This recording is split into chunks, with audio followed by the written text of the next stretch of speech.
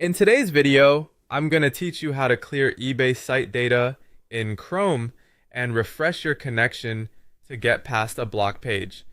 If you're running into a block page while trying to access eBay, don't worry. In many cases, this can happen because of stored site data, a VPN connection, or an issue with your current network.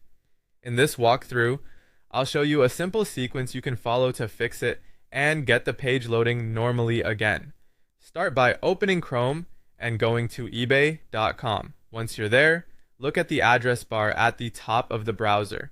Next to the website address, you should see a small padlock icon. Click that padlock to open the site information menu.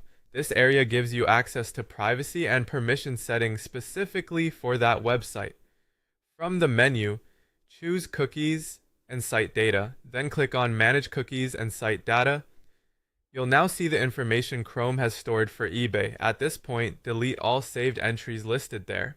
This is important because old or corrupted cookies can sometimes trigger access problems or cause the site to keep loading the same block message even after the issue has been resolved. Clearing those entries gives the website a clean start the next time it loads. After that, check whether you have a VPN running. If you do, disconnect it for now. VPNs can sometimes route your traffic through servers that websites treat as suspicious or restricted, which may be why the block page appeared in the first place. Turning the VPN off temporarily helps you test the site using your normal internet connection. Next, restart your internet router or switch to a different network connection if that's easier. Restarting the router can refresh your IP address and connection session, while changing networks can help if the current one is being limited or flagged. For example, you might switch from Wi-Fi to mobile data or from one network to another available connection. Once you've done that, go back to the eBay page and refresh the web page.